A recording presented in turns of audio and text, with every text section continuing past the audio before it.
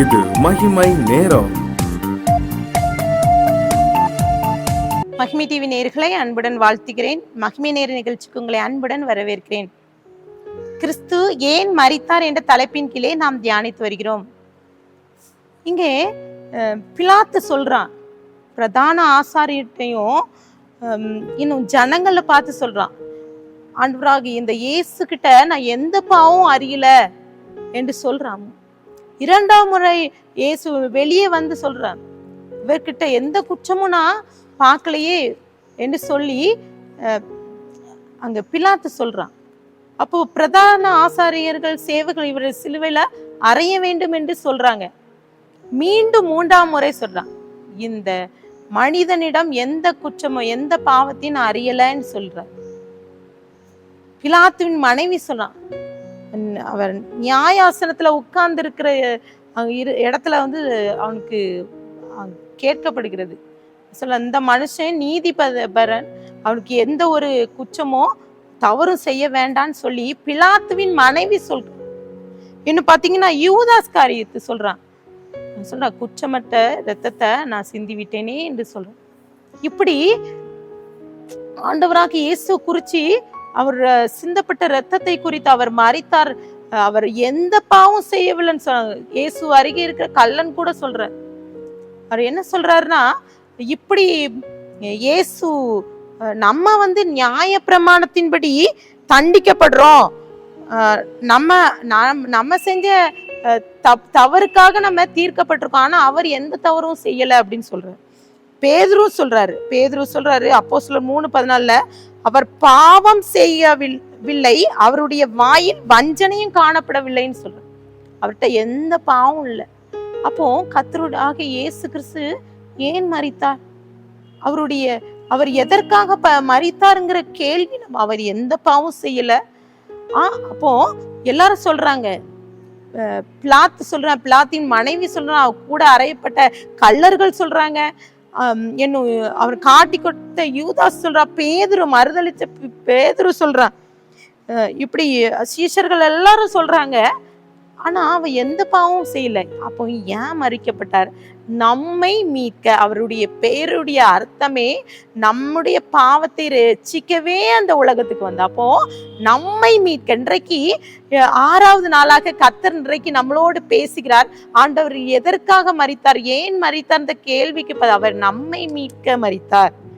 வசனம் சொல்கிறது, சங்கீதம் 95:11, மனுஷனுடைய யோசனை வீணென்று கர்த்தர் அறிந்திருக்கிறார். நம்மளுடைய யோசனை எப்படின்னா, வீணான காரியங்களை யோசிச்சு அப்போ நம்ம வந்து சில நேரங்கள்ல அப்படிப்பட்ட எண்ணங்கள் நம்மை தவறான வழிக்குள்ளாக கொண்டு செல்கிறது.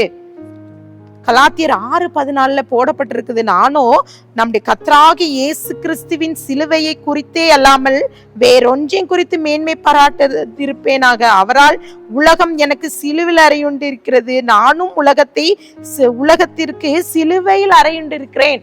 நம்ம எப்படி இருக்கணுமா? உலகத்துக்கு சிலுவையில அறையுண்டு இருக்கணுமா? அப்ப உலக ஆசையை நம்ம விட்டு அகற்றா. சில நேரங்கள்ல ஆண்டவர் நம்மை மீட்க வந்திருக்காரு, நம்ம சில நேரங்கள்ல அடிமையா இருக்கிறோம், சில காரியங்களுக்கு அடிமையாக்கி விடுறோம். யோவான் 15:19, நீங்கள் உலகத்தாரா இருந்தால் உலகம் தன்னுடையதை சிநேகிக்கும், நீங்கள் உலகத்தாரா இராவிட்டால் நான் உங்களை உலகத்திலிருந்து தெரிந்து கொண்டபடினா உலகம் உங்களை பகைக்கிறது. யோவான் 16:33, உலகத்தில் உங்களுக்கு உபத்திரம் உண்டு, ஆனாலும் திடன் கொள்க, நான் உலகத்தை ஜெயித்தேன் என்று. அப்போ நம்ம உலகத்துலதான் இருக்கோம், உலகத்துல நமக்கு எதிர்ப்பு வரும், நம்மளுக்கு வந்து பாடுகள் வரும், உலகம் உங்களை பகைக்கும். ஏன்னா நம்ம வந்து உலகத்துக்குள்ள கர்த்தர் இயேசு உலகத்தை ஜெயித்தார். அப்போ ஆண்டுடைய ரத்தம் நம்மை மீட்கும். வசனம் நிறைய காரியங்களும் நம்ம சொல்லிட்டே போகலாம். ஆனால் இங்கே வேதாகமத்துல ஒரு மனிதனை குறித்து குறிப்பிடப்பட்டிருக்கு, சகேயு. அவன் வந்து எரிகோ பட்டணத்துல அவன் ஆயக்காரருக்கு தலைவனா இருக்கான், ஒரு பெரிய ஐஸ்வர்யவான். சகேயை பத்தி நமக்கு தெரியும், குள்ளமான மனுஷன். அவன் வந்து எல்லார்ட்டையும் வரி வசூலிக்கிறான். அநேகர்கிட்ட அதிகமா வரி வசித்து மக்கள் அவனை வந்து வெறுத்தார்கள். அந்த ஜனங்கள் எல்லாம் அவனை வெறுத்தாங்க, வெறுப்புகளின் மத்தியில. அப்ப கர்த்தர் எப்படிப்பட்டவரும் பார்க்க அவன் பயந்து காட்டத்தை மரத்துல மேல ஏறி இருக்கிறான். அப்ப அங்க தெரியாது, அங்க கர்த்தர் அங்கே வந்து நிற்கிறார். லூக்கா 19:5 இயேசு அந்த இடத்திலே வந்த போது அண்ணாந்து பார்த்து அவனை கண்டு, நீ சீக்கிரமா இறங்கி வா, இன்றைக்கு நான் உன் வீட்டிலே தங்க வேண்டும் சொல்றான். அப்போ எவ்வளவு ஹாப்பி பாருங்க. அவன் மேல இருக்கிறான்னு அங்க இருக்கிற யாருக்கும் தெரியாது. அவன் அந்த மரத்துக்கு கிட்ட ஆண்டவர் வந்த உடனே அண்ணாந்து பார்க்கிறார். அவர் பார்த்து, சகேவே நீ கீழே வா, உன் வீட்டுல நான் தங்கணும். அவன் உடனே சொல்றான், லூக்கா 19:8 சகேவு நின்று கர்த்தரை நோக்கி, ஆண்டவரே, என் ஆஸ்திகளை பாதி ஏழைக்கு கொடுக்கிறேன். நான் ஒருவனிடத்தில் எதையாகிலும் அநியாயம் வாங்கினதுண்டானால் நாளத்தனையாய் திரும்பி செலுத்துவேன் சொல்ற. அப்போ அவனுக்குள்ள ஒரு மாற்றம் வருதுல்ல, அவனுக்குள்ளே ஒரு மாற்றம் வருது. அதைத்தான் கர்த்தர் மீட்பு. அவனுடைய ஆத்மாவை கர்த்தர் மீட்கிறார். இன்றைக்கும் கூட அநேக ஆத்மா அழிந்து கொண்டிருக்கிறது. கர்த்தர் நம்மை மீட்கவே இந்த உலகத்திற்கு வந்தார். அவர் நமக்காக மரித்தார், நமக்காக இரத்தம் சிந்தினார்.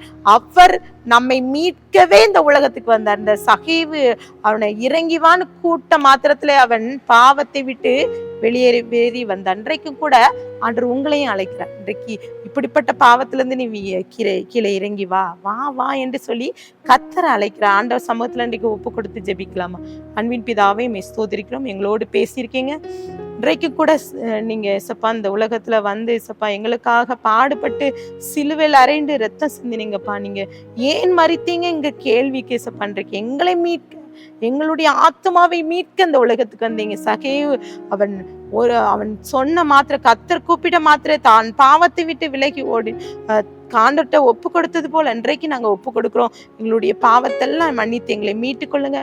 எங்களுடைய ஆத்மா வெளியேற பெற்றது. அது உமக்காக நாங்க வாழ, உமக்காக சாட்சியாக வாழ கிருபை தாங்க. துதிக்கான மகிமையெல்லாம் மக்கே ஏறடிக்கிறோம். மீட்பர் மூலம் கேட்கிறோம் பிதாவே, ஆமென்.